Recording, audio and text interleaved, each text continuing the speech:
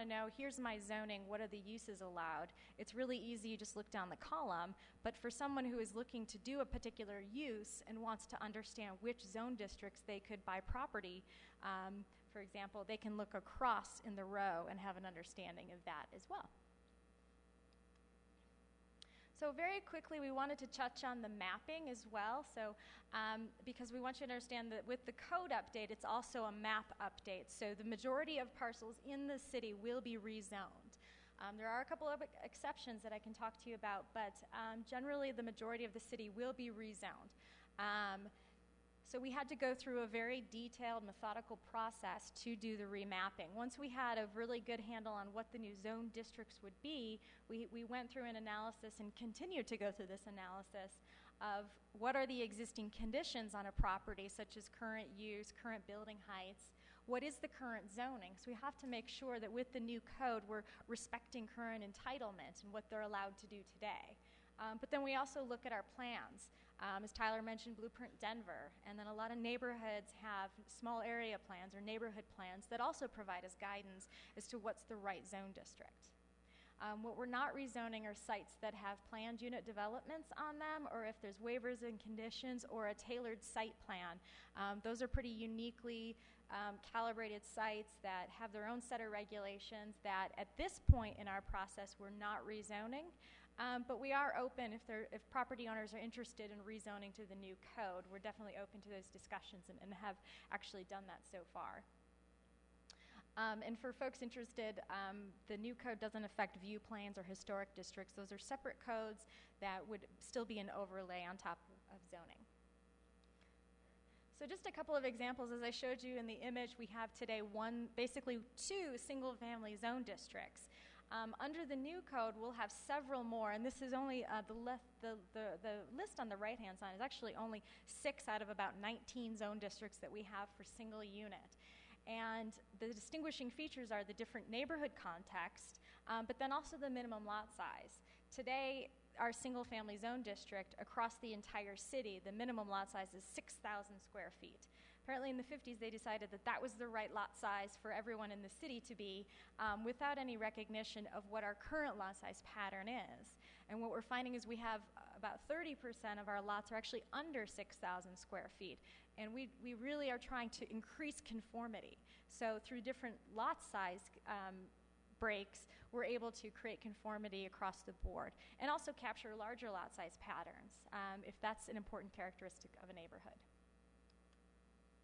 And for multi-unit districts, there's a lot to consider there, but right now with our zone districts, particularly R3, it's a floor area-based district. There's no maximum height, which means that if you have a 10,000 square foot lot, the amount that you can build, for R3, it's a 3-to-1 floor area ratio. So that means if you have a 10,000 square foot lot, the only capacity limit that you have is you can do 30,000 square feet of building.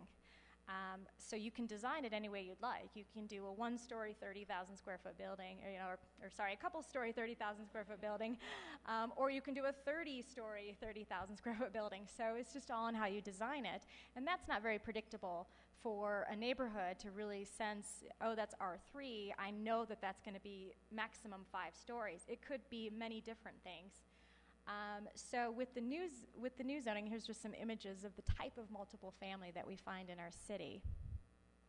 We have row houses, we have duplexes, we have older historic neighborhood buildings, but then we also have new townhouses and row houses coming in. So we want to design zone districts that respond to that context.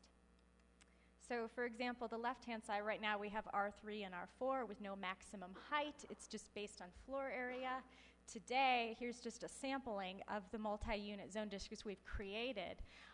It can be row house, so we can actually cap it and say you can only go up to a row house type form. But you could do multi-unit, the GMU 3, 5, and 8, that's the stories. So if something is mapped GMU 3, everyone knows that the maximum height would be 3 stories. And if it's 5, then 5 stories, then 8. So it's replacing that unpredictable floor area ratio approach. And we've introduced a number of flavors you can see with the multi-unit. There's 3, 5, 8, 12, and 20. because certainly we have high-rises in the city, and so we want to make sure we're capturing those. And we also have planning processes that are telling us that some of this density should be directed. So we want to make sure that we have these zone districts on the books to implement our plans. So one final example I just want to talk to you about is our commercial zoning. It's the same situation where we have a very limited menu today to capture our commercial areas, but now we have an extensive list depending on the area of the city or the characteristics. So the examples I was showing before, where both of these examples are zone B2, now we have 2 different zone districts to offer to capture that. So the example on the left-hand side, we can give it a Main Street zoning, whereas the example on the right-hand side, we can give it a commercial corridor zoning to better respond. So very quickly as we wrap up, just wanted to point you to our website, because this is a great resource for you all to, if you haven't already been informed and want to get up to speed on it, our website, the draft of the code and the draft map are posted for you to review, and you can comment. There's also a feature to ask questions. So you can see on this page here, Rezoning Denver, that's where you find all the draft maps and the draft code. And we have draft number 2 is what's up now. So we're on our 2nd version. We also have other documents and downloads available, such as the problem statements and sustainability and affordability recommendations and other resources and other maps. So we certainly encourage you to check it out. And then it also keeps a schedule so that if there's public meetings coming up, which we are kind of in the middle of our August meetings, you can get details on those meetings, and we certainly would love for you to attend. And I think that concludes the presentation. Yep, so we'll answer any questions. Thank you.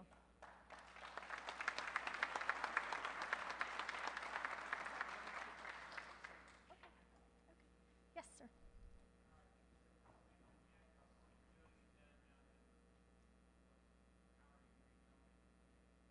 That's a great question. So in downtown Denver, we have a couple different zone districts. The lower downtown area has a B7 zone district. The majority of the central business area has a B5 zone district.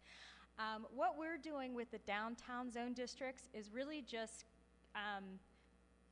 we're not overhauling those zone districts. They're going to remain generally as they are today. We're just giving them a new name and organizing it into the new code. But generally the regulations of B5, B7, the B5T will stay very similar to what they are today.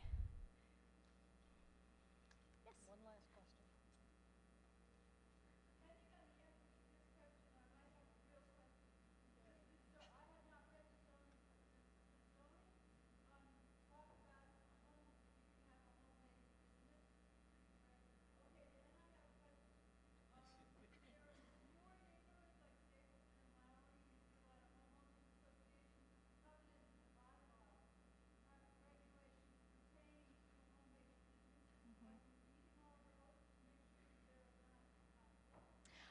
That's a great question. Yeah, there are a lot of neighborhoods in our city that have covenants and restrictions and master deeds.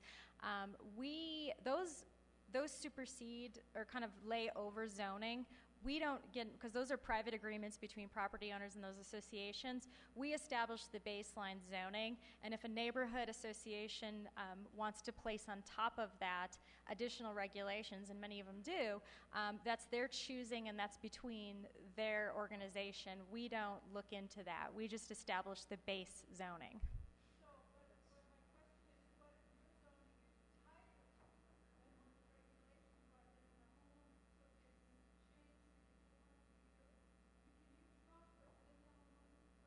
Yeah, those need to be brought to our attention. That's difficult for us to analyze, but absolutely, you cannot have a regulation that is more inclusive than zoning. Tell me if I'm wrong, but so if that is the case, we certainly want to be aware of that so we know that's going on. But most of the time, it's more restrictive than zoning. So I'd like to thank everyone. Tyler, Caryn,